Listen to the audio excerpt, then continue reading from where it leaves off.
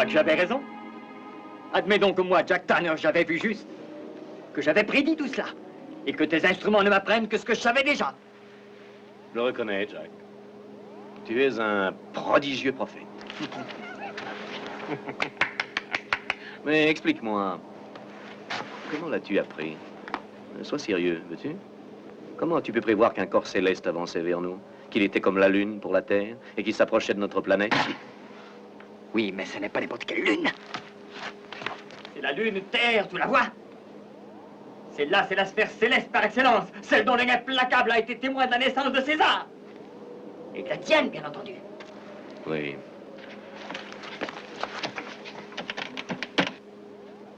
César a-t-il cru les prédictions du devin lorsque l'anéantissement final est arrivé? C'est pourtant vrai, Jack. Tu as raison, c'est bien elle. C'est notre lune, bien sûr. La Terre-Lune, mais oui. Un peu tachée, mais elle conserve toujours son allure énigmatique. Jack. Il y a probablement des hommes là-bas, sur la base lunaire Alpha. Des hommes venus d'autre part. Oui, mais des mortels. Notre race à nous vivra éternellement. Il ne peut donc y avoir aucun contact entre nous. Allô, est-ce que vous m'entendez? Allô, Alpha. Ici Ultima Thule. Me recevez-vous? Habitants d'Alpha. Est-ce que vous m'entendez? Nous sommes des êtres vivants. Notre vie est très longue. Venez la partager avec nous. Une vie toute droite et sans virage. Ultima Thule est le paradis perdu. Venez. Perdu et infini, sans épilogue. Le brouillard nous envahit. Bientôt, nous ne pourrons plus communiquer. Venez. Non, ne vous approchez pas. Restez où vous êtes.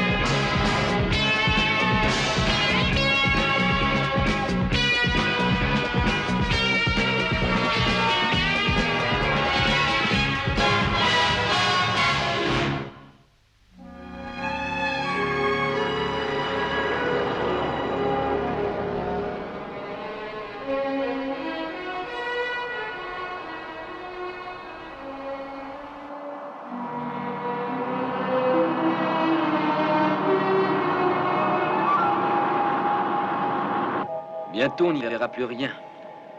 Et l'homme disait du brouillard. S'ils ont du nouveau à la base, ils vont nous dire ça tout de suite. Paul. Oui, commandant. Avez-vous rétabli le contact? Nous envoyons des messages toutes les 2 minutes, mais aucune réponse. Les conditions atmosphériques au sol sont terribles d'après l'ordinateur. Bon, ça veut dire que vous nous perdrez peut-être quand on approchera. Restez quand même à l'écoute. Oui, d'accord.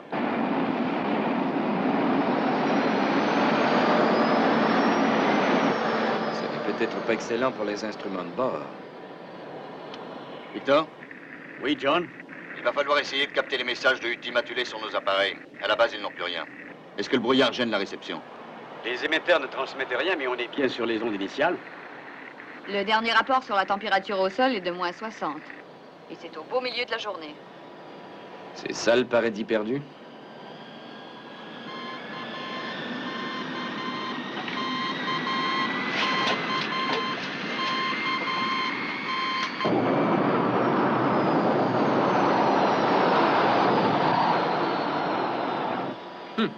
C'est pas idéal, un atterrissage par ordinateur. Il aurait pu être plus dur.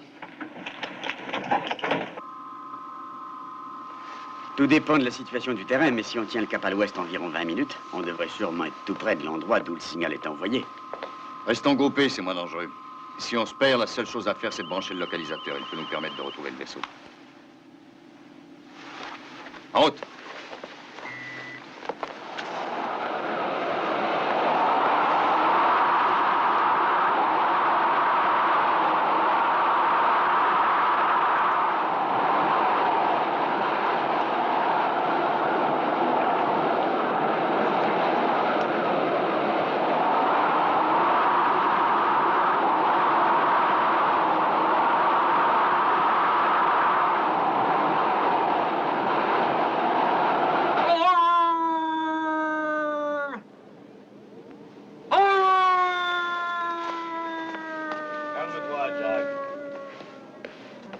Oh, je suis le chien qui aboie, la maudite lune qui envoie ses chats dévorer vos pigeons, docteur.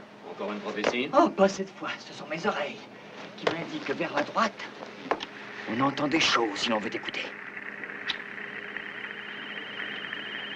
Ça y est, ils arrivent. Ce sont eux, ils arrivent. Je crois qu'ils vont s'intéresser à un fou. Habitants d'Alpha. Habitants d'Alpha.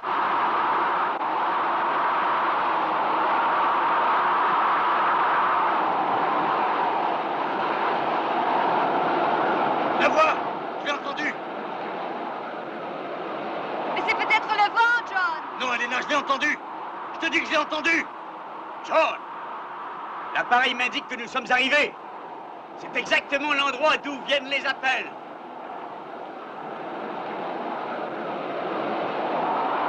Et comment des hommes peuvent-ils survivre ici?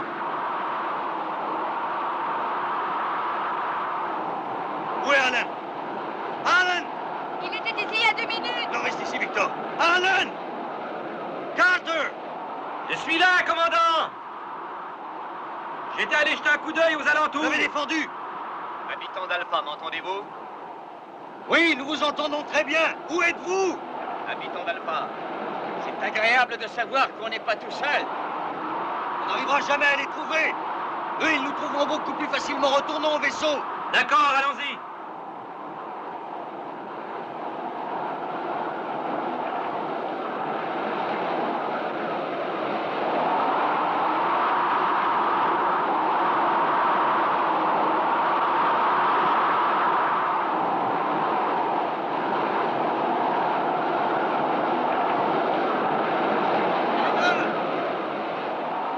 Elena!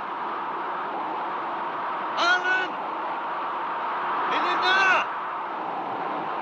John! Victor!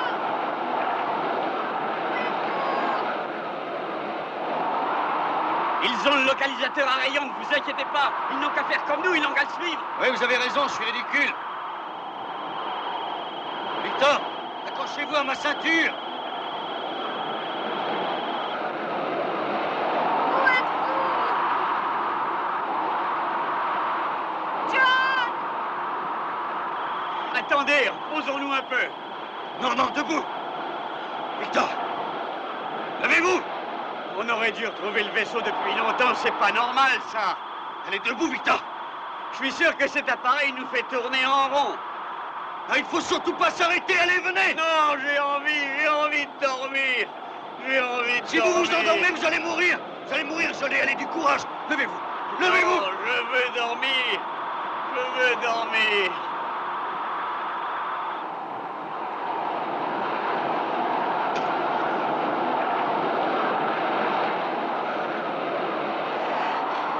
John! Ici, Elena. John, est-ce que vous m'entendez?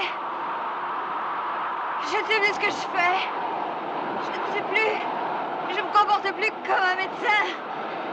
Je me suis assise, je suis fatiguée. Mon cerveau réagit. Je me sens plus froid, je n'ai pas froid. Je vais m'allonger, je vais dormir un peu. Sourions, sourions, sourions. Nous sommes en enfer, mais le grand Lucifer, de son feu, nous réchauffera, nous réchauffera. Elena, lève-toi.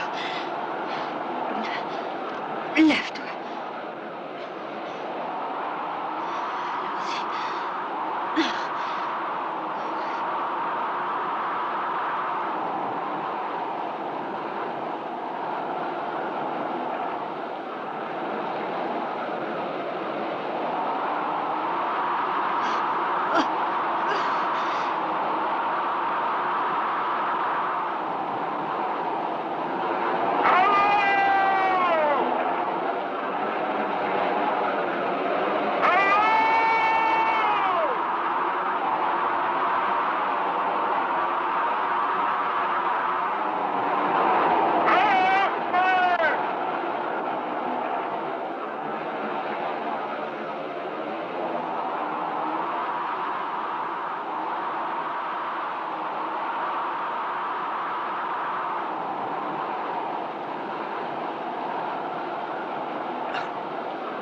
Debout, du courage. Venez avec moi. Allons-y.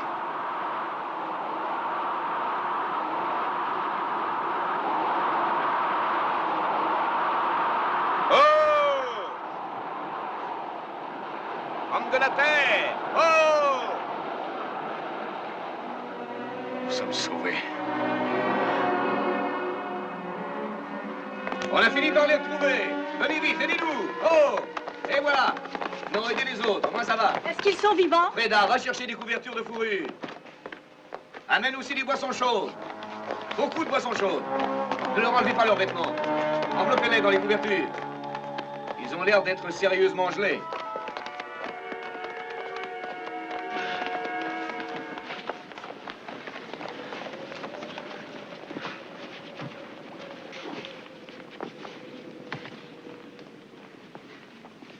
Non, ça va. Ça va, il réagit. Oui, il est sauvé. Ah, c'est parfait, tu ne trouves pas? De nouveaux terriens pour notre ultimatulé. Eh bien, voilà une rencontre dans le temps, dans l'espace. Divertissez-vous, mon bon docteur, mais faites vite. La pendule est en retard et proche est le dénouement. Le chemin du paradis est enfin découvert.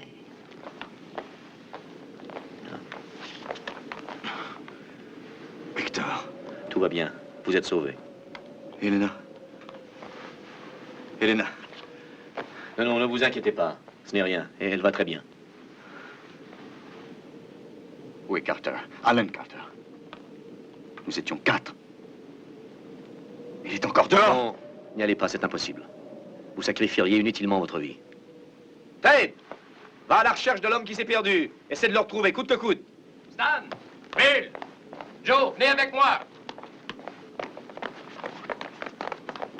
Reposez-vous maintenant. Tenez, ça vous réchauffera. La nuit est tombée et bientôt la température extérieure descendra à 170 sous zéro. Nous nous sommes adaptés à ces circonstances.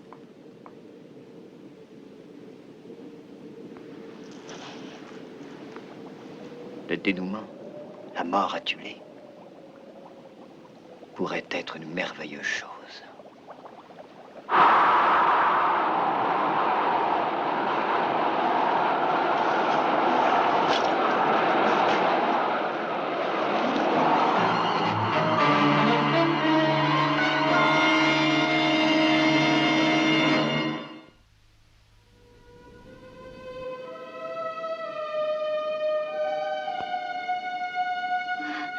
N'ayez pas peur. Nous sommes des amis. Vous êtes en sécurité à Tulé. Elena. John. Oh. Vous êtes vivant. Mais oui. Et Victor. Et Alan. Victor est sauvé. Alan, on est encore à sa recherche. Et Elena, vous? cette planète est ultimatulée. Sa population vient de la Terre. Ce sont des rescapés de la mission Archimède de 1986. Ils ont réussi à survivre. Oui, je sais que c'est incroyable, mais ce sont eux. Vous ne vous souvenez pas du docteur Rowland? Docteur, Oui, je vous présente le docteur Russell. enchanté. Quoi? Cabot Rowland? Oui, Vous nous avez sauvé la vie. oui. Et croyez-moi, j'en suis heureux. Oh, Victor. Et croyez-vous qu'Alan est en vie, lui aussi? 9 de nos compagnons sont morts la première nuit de notre arrivée ici. Oyez, oyez, la triste chanson du misérable petit valet. Il ne buvait pas une gorgée, il n'avalait pas une bouchée. Qu'il ne se signait pour l'amour de sa reine. Arrête-toi maintenant, Jack. Et si nos amis le veulent bien, je vais faire les présentations. Docteur Elena Russell, voici le colonel Jack Tanner, le commandant du vol Archimède. Appelez-moi Jack, puisque je suis Jack le fou. Le bon docteur voudrait que je reste marqué dans vos têtes. Alors attention à la marque. Jack! Viens, laisse-les. Commandant, aimeriez-vous vous asseoir? Professeur Bergman, je vous en prie. Vous devez sûrement avoir faim. Venez donc vous restaurer. Il faut hélas manger pour vivre. Non.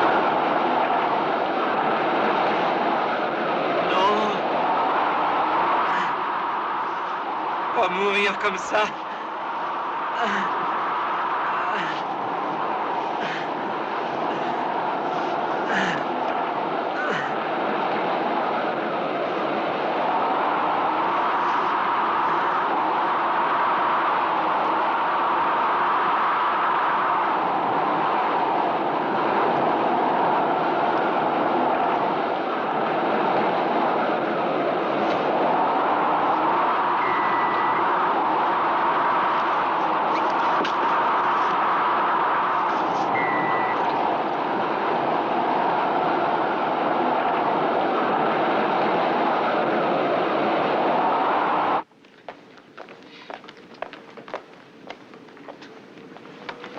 Oh non, commandant.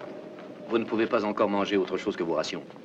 Lorsque nous sommes arrivés ici, tout ce que nous avons mangé nous a rendus très malades. Nous avons fini par nous y habituer tout doucement. Par contre, vous pouvez voir ça, ça a été analysé. Et comment avez-vous échoué ici? D'après les dernières nouvelles que nous avons eues d'Archimède, par le rapport de Tannant, si j'ai bonne mémoire, vous avez été soudainement pris dans une très violente tempête il y a peut-être 14 ans, je crois. C'est une histoire à peine croyable, je dois dire. Les commandes du vaisseau ne répondaient plus. Tout à bord était déréglé, nos prières restaient sans réponse. Et soudain, nous nous sommes mis à voler à une vitesse incroyable. Nous sommes arrivés à la limite de ce que l'homme connaissait de l'univers. Et puis au-delà. Ah oui. Finalement, nous nous sommes écrasés ici. Bien heureux d'être en vie. Amen. Mais moi, j'ai toujours eu du mal à avaler ça.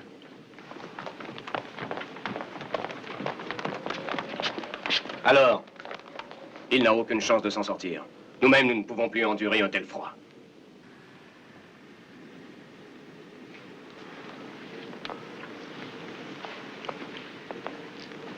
Nous poursuivrons les recherches dès qu'il fera jour. Je suis désolé. Nous lui creuserons un grand trou avec nos ondes. Jack! Le pauvre Jack refroidit lui aussi.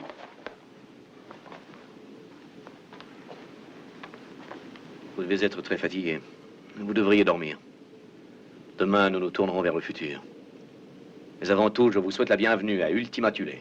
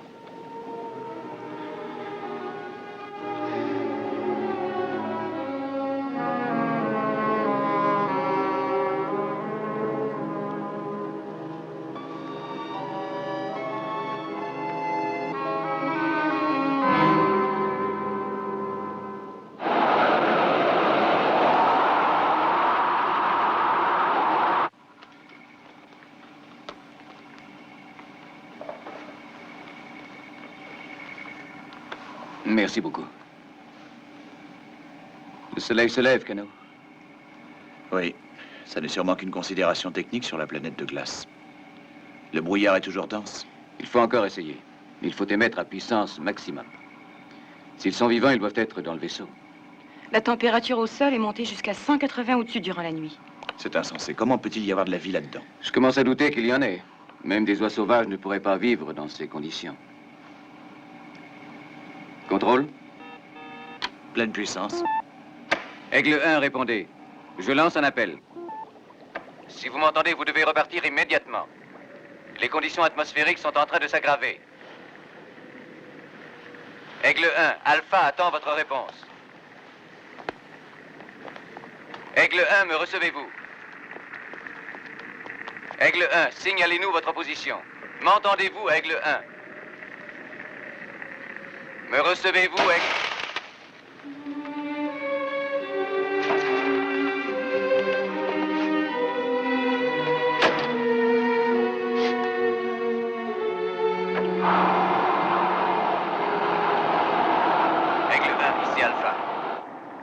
vous me recevez, revenez à la base. Aigle 1, me recevez-vous? Répondez, Aigle 1. Ici Alpha, me recevez-vous, Aigle 1? Ici Alpha, Aigle 1, me recevez-vous? Alpha, Alpha, je vous reçois. Revenez immédiatement, me recevez-vous? Paul, Paul, je vous reçois, vous m'entendez? Paul, est-ce que tu m'entends? Peut-être peuvent-ils nous entendre et on ne sait jamais. Nous transmettons sur onde interastrale, mais ils ne peuvent pas, eux. Répondez, ici Alpha. Aigle 1, m'entendez-vous? Rentrez à la base. Ici Alpha. Allô, Aigle 1, m'entendez-vous? Alpha. Alpha, au cas où vous m'entendriez, je vais rentrer à la base avant d'être enseveli.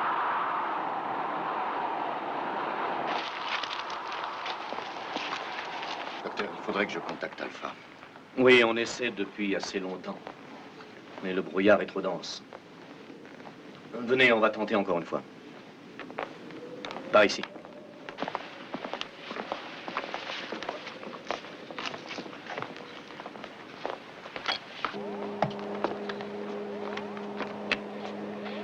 Allô, j'appelle la base Alpha. Ici, Ultima Thule. Est-ce que vous me recevez?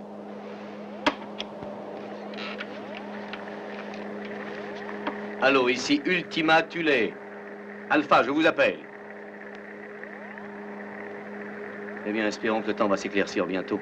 Je vais laisser quelqu'un en permanence ici. C'est curieux. Pourquoi ne me ressort-il pas? Je ne sais pas, j'ai tout essayé. Le mieux serait de me conduire au vaisseau. Là-bas, on pourra peut-être arriver à se faire entendre. Mais il faut qu'il soit averti de ce qu'on devient.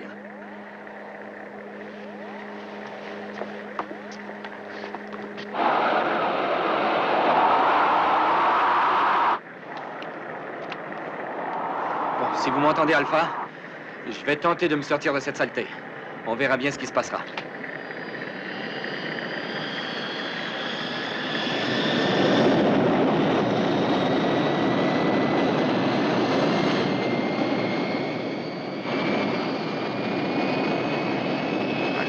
Nerf, mon beau. Envole-toi vite. Vas-y, force.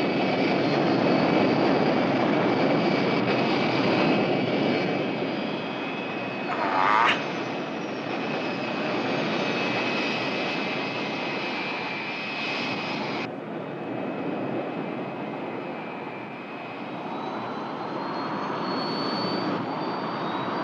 C'est Alan, ça ne peut être que lui. Alors il est sauvé. Alan! Alan!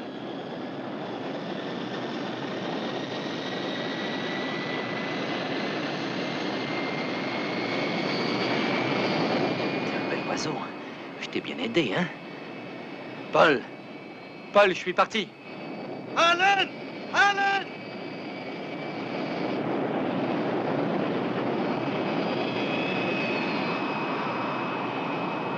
Remercions le ciel puisqu'il est sain et sauf. La Lune n'est qu'à 5 jours à vol d'oiseau de cette planète. Il faut prévenir Alpha que nous sommes toujours en vie.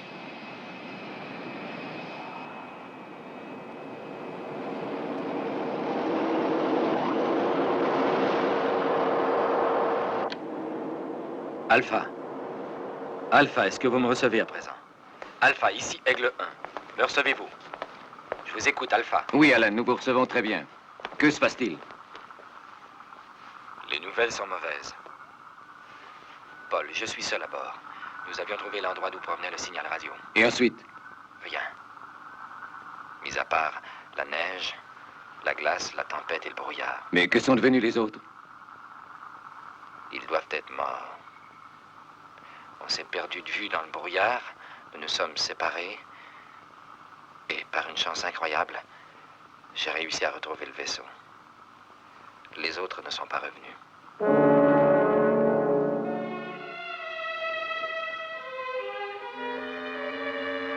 Alan, il n'y a rien à faire tout de suite. Il faut que tu rentres à la base.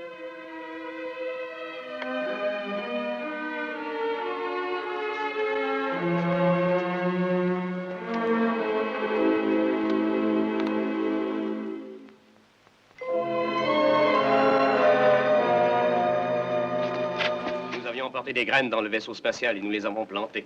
Oh, et vous avez réussi à construire tout ça avec ce qui restait du matériel que vous avez récupéré? Oui. Nous nous sommes pris pour des Robinson Crusoe. Ah. Ça, c'est de la salade de Tulé. Oh, cette nouvelle sorte de salade avait un aspect tout à fait sympathique. J'en ai l'eau à la bouche. Oui, mais elle a conservé sa saveur naturelle, elle est très amère. Nous l'utilisons comme nourriture de base pour une sorte de bœuf que l'on peut rencontrer ici. Je vous assure qu'en arrivant, nous étions loin de supposer que nous verrions tout cela. Vous avez réussi à construire quelque chose d'extrêmement positif, je trouve. Oh oui, c'est merveilleux. La science est dans la panse et dans le cerveau, on met la salade. Oh, mais ça a l'air très intéressant, ça, Ted. C'est fait pour quoi, au juste? Oh, c'est joli, hein? Ce sont de nouveaux joujoux pour le professeur. Des joujoux pour jouer avec le temps. Mais faites attention, votre cerveau risque d'être ébranlé. Hein?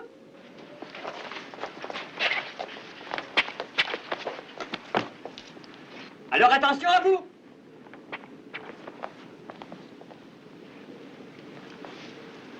Rentrez chez vous.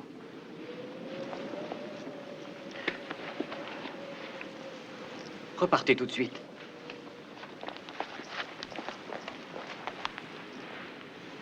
Retournez chez vous. Rentrez, Alpha.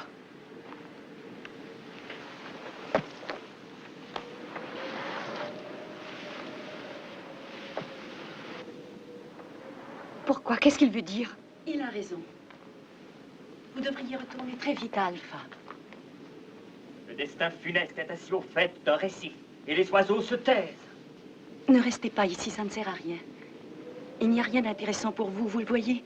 Nous sommes un pauvre peuple qui vit gelé dans l'éternité. Il faut que vous retourniez à Alpha, croyez-moi. Mais Alpha, ce n'est rien du tout non plus. À peine quelques casernes, de pauvres rochers dénudés flottant sans cesse, flottant dans l'espace.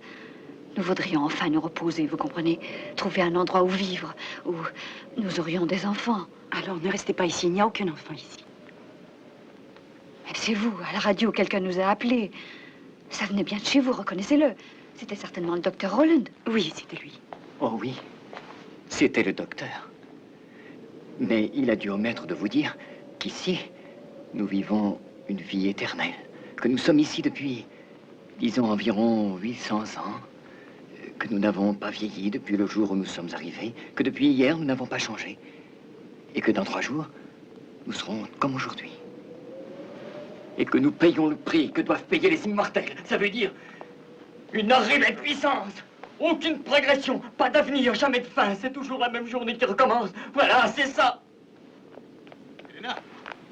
Elena, Alain est sauvé lui aussi. Il a trouvé Aigle 1. Il a pu décoller, je vais essayer de contacter John, immédiatement. attendez, écoutez-moi, voulez-vous? On vient de m'apprendre que ces gens sont immortels. Vous rendez-vous compte qu'ils vivent depuis au moins 800 ans?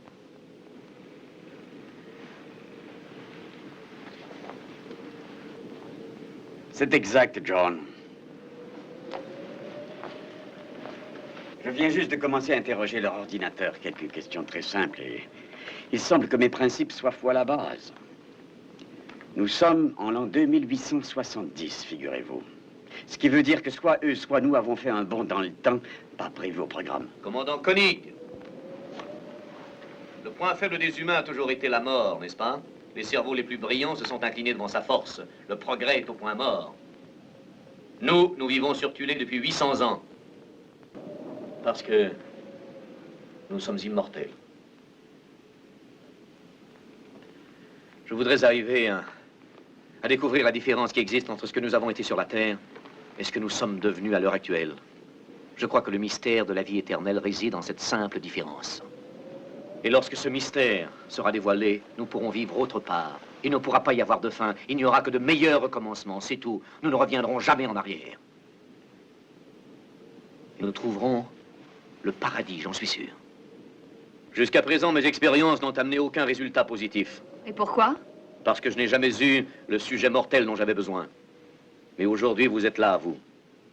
C'est vous, les mortels que j'ai attendus si longtemps pour arriver à faire la comparaison. Alors aidez-moi, vous le pouvez.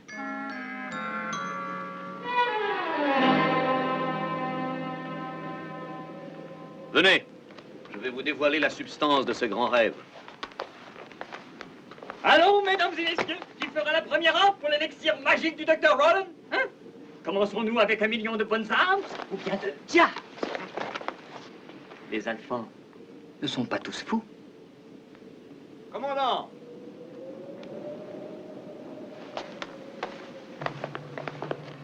Regardez ça!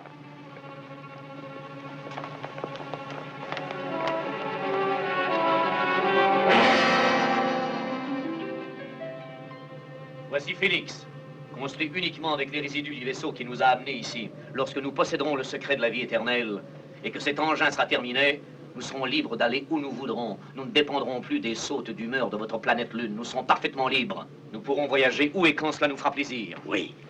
Et ce but à atteindre ne tient qu'à une simple question de technologie. J'aimerais que vous soyez avec moi à l'heure de cette expérience fabuleuse. Et que, ensemble, nous puissions vivre la plus grande aventure scientifique de toute l'histoire de l'humanité. Et si nous nous sommes débarrassés de la mort, nous n'aurons plus aucune limite. Nous visiterons toutes les planètes, nous voyagerons d'un système solaire à l'autre, et même de galaxie en galaxie. Nous pourrons être comme des dieux gouvernant l'univers. Des dieux. Des dieux.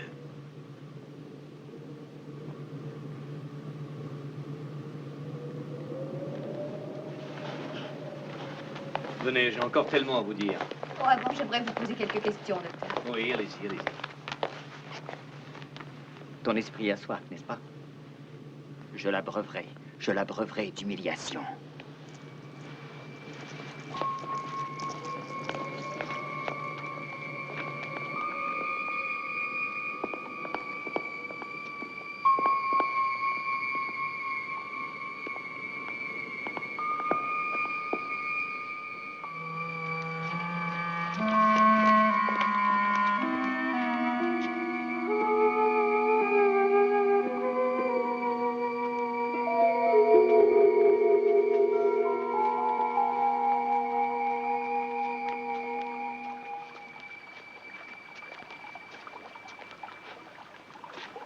Voici le magnifique résultat de 800 ans de vénérées recherches et de savantes expérimentations. Vénéré, vous dites? Eh oui, et notre honneur a fondu comme neige au soleil. Le docteur Rowland et ses très loyaux serviteurs ont toujours conservé une immense gratitude envers ces gens. Nos compagnons, nos amis des temps anciens qui ont sacrifié tout leur être au profit de la science.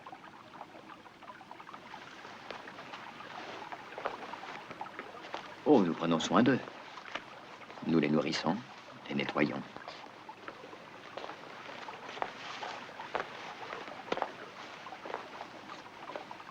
Ils n'ont besoin de rien d'autre, ils sont bien ici.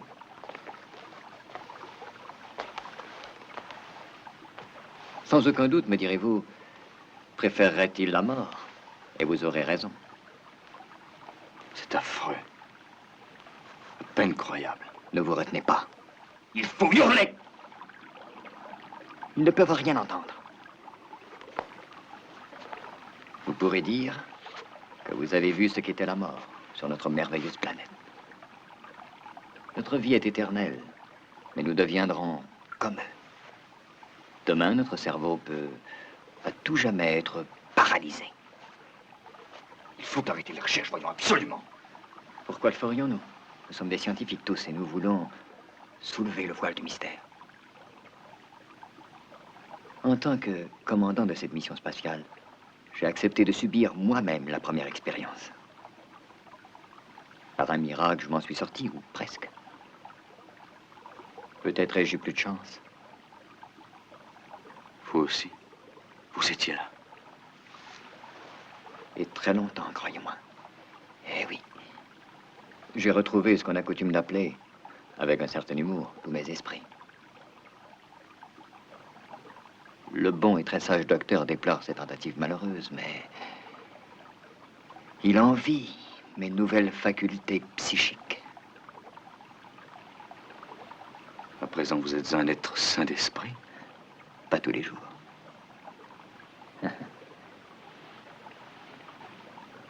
Non, pas tous les jours. Savez-vous qu'en ce moment, le docteur est en train de préparer le grand final? La magnifique et ultime expérience.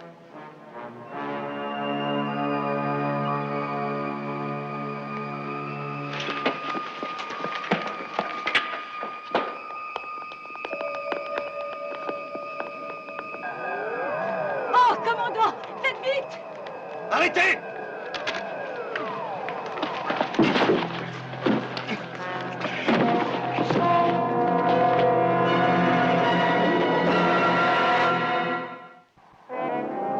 Non, plus jamais d'expérience! Aidez-moi, détruisez l'équipement! Je vous ordonne de vous arrêter!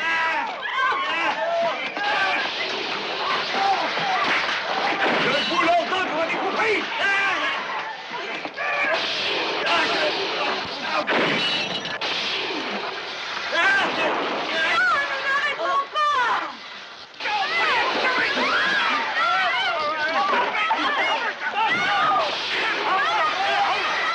Tu me le paieras, Sanders, je te promets.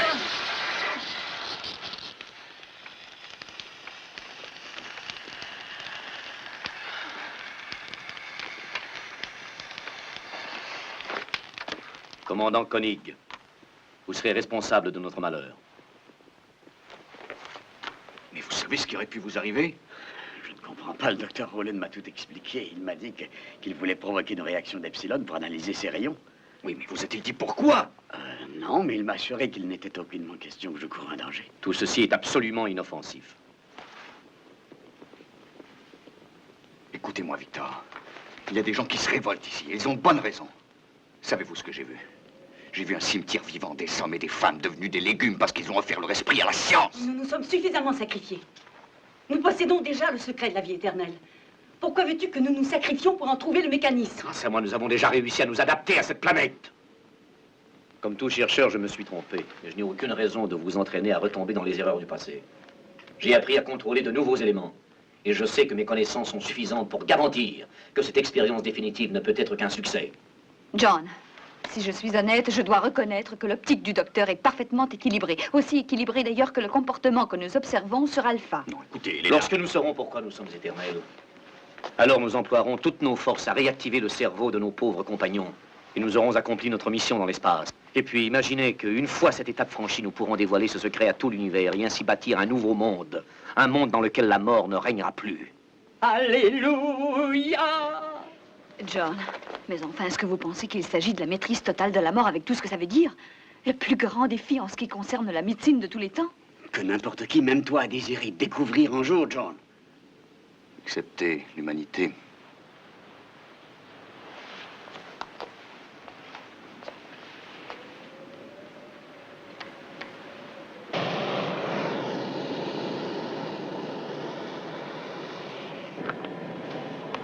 Paul, dès que nous pénétrerons dans le brouillard, vous ne pourrez plus nous recevoir. Mais garde l'écoute et fais en sorte qu'on se pose là où on était la dernière fois. Au garde-pouce près. J'aimerais voir ça. Bob, mets en route les circuits dégivreurs, veux-tu? Circuit dégivreur automatique en route, ça fonctionne.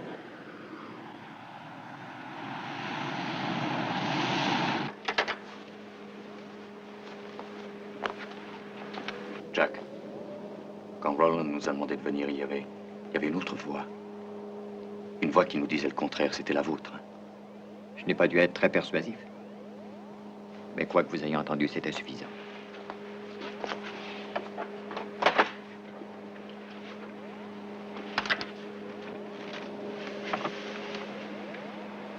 C'est bizarre, non? Qu'est-ce que vous en dites? Alors que nous sommes les uns et les autres de plus en plus près, votre disparition n'a pas l'air d'ennuyer les vôtres. Que voulez-vous dire? Il y a un vent malveillant qui charrie des odeurs nauséabondes de pourriture. Expliquez-vous. Je pense que vous en avez trop dit ou pas assez, Jack. Je ne peux dire qu'une seule vérité. Moi, sur cette planète, je suis le fou.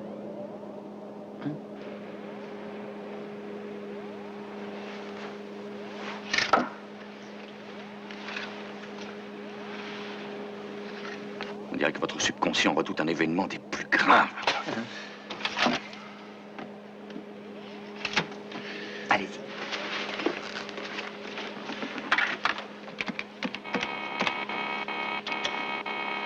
Allô, Alpha. Ici Koenig. Me recevez-vous? Ici Koenig, me recevez-vous? Oui, commandant. Parlez, commandant. Paul, nous sommes tous en vie. J'espère que vous allez m'entendre. y a des êtres vivants ici. Des humains. Des gens de la Terre. Tu as entendu, Paul? Alan, est-ce que tu reçois le commandant? Oui, dis-lui que tout va très bien ici.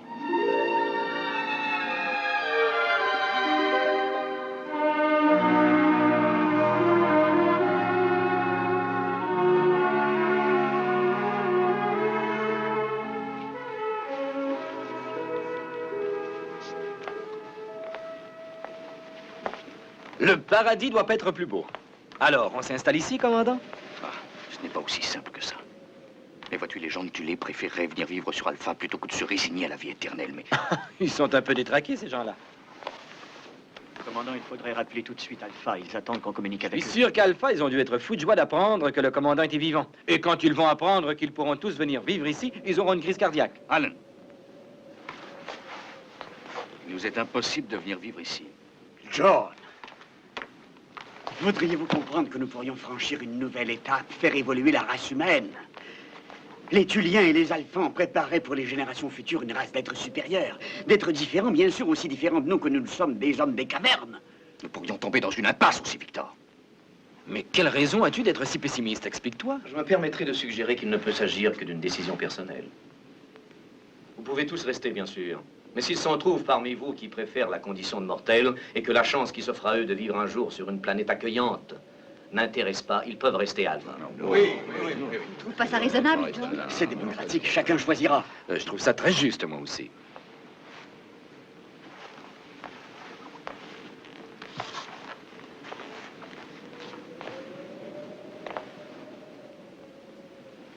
Non. Écoutez, je vous assure que vous n'avez pas le droit. Alpha ne peut pas fonctionner sans de nombreuses équipes d'hommes bien entraînés. Voilà pourquoi la liberté de choix est hors de question. Ou alors nous venons tous, ou alors nous restons tous. Je ne me sens pas prêt à prendre cette décision seul. C'est pourquoi je suggère que nous votions à la majorité du suffrage. Voilà ce que je pense. En tant que commandant. Ah oui, c'est ça, il faut voter. C'est beaucoup mieux comme ça. Tout le monde pourra dire... Sonnez, trompette, alléluia! Battez tambour, gloria, Ça va, alléluia! Jacques, repose un instant, David, tu m'as l'air bien fatigué. Ah oui, commandant, voilà une excellente décision. La seule qui vous restait à prendre, d'ailleurs. Mais vos compatriotes doivent tout d'abord connaître les faits. Nous devons leur apprendre le genre de vie qui les attend à Tulé. Et ils voteront une fois bien renseignés. Si vous voulez, je donne mon accord. En ce cas, je crois qu'il serait préférable que j'aille les voir. Que j'aille sur Alpha leur parler, leur expliquer ce qu'est notre vie ici, la vie éternelle. Ils connaîtront le défi qui est en jeu, ce à quoi nous nous consacrons. Une vie au service d'une grande cause, au profit de chacun d'entre nous. Oui, ils entendront. Ils entendront mes paroles. Et c'est alors qu'ils me suivront. Attends. Nos frères d'Alpha ont le droit de connaître aussi toute la vérité. Il est primordial qu'ils sachent jusqu'au moindre détail de ce que nous faisons à Tulé. Aussi, je vous accompagnerai. Non. Non. Non! Non, tu ne dois pas y aller. Tu m'entends? Et toi, tu ne dois pas y aller non plus. Par les étoiles, par la voie lactée, je te le dis, écoute-moi.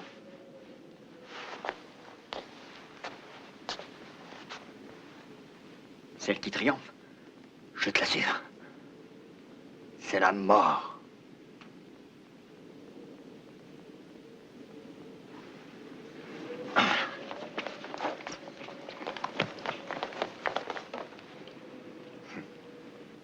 Alan, conduisez le docteur à l'Aigle.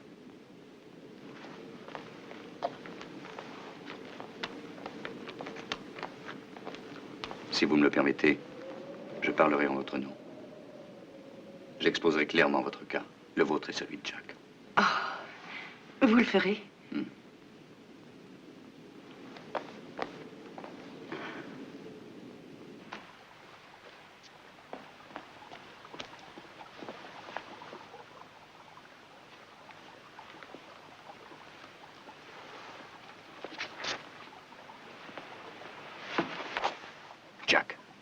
Jack, il faut que vous m'aidiez. Venez avec moi. Vous savez beaucoup de choses, j'en suis sûr. Mais voyons, vous ne pourrez pas cacher ce que vous savez ici, Jack. Vous êtes trop fort pour eux. Je ne vous reverrai jamais si je gagne ma cause. Vous? Ah oui. Vous gagnerez.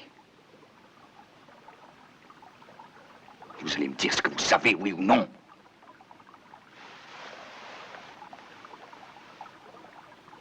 Vous ne voulez pas, hein?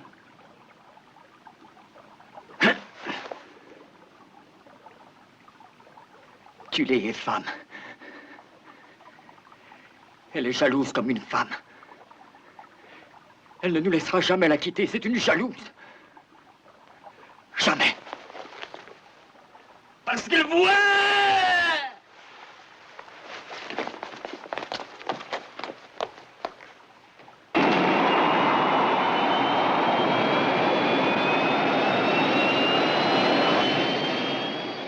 On vient de quitter la force de gravitation, pilotage automatique. D'après ce que je peux me souvenir de la nature humaine, nous serons sûrement très nombreux à revenir vivre à Tulé. Les Alphans et les Tuliens pourront se fondre pour créer ensemble la race du futur. C'est un merveilleux espoir, non? Alan, j'aimerais pouvoir compter sur votre appui. Eh bien, évidemment. Et vous le savez, voyons. Mais en ce cas précis, j'avoue que je ne comprends pas du tout votre problème.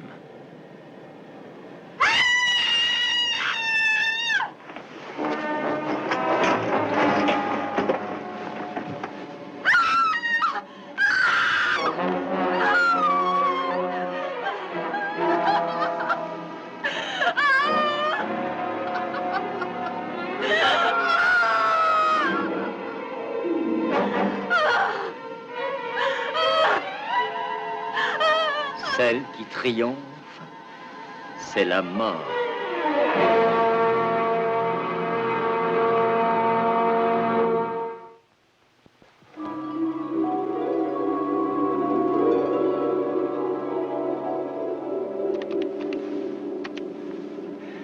Voilà, commandant. Pour ne pas être de reste, nous aussi à Tulé, nous avons procédé à un vote. Je peux vous en communiquer le résultat si notre existence intéresse les mortels. Jack, qu'avez-vous décidé?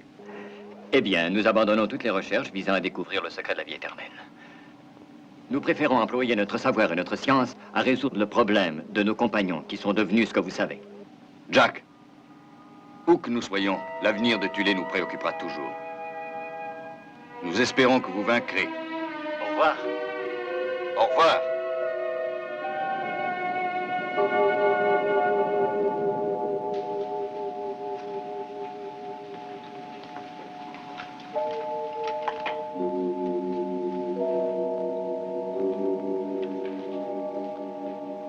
Est-ce que ce qui donne un sens à notre vie pourrait être la mort? À la fin? S'il y a une fin.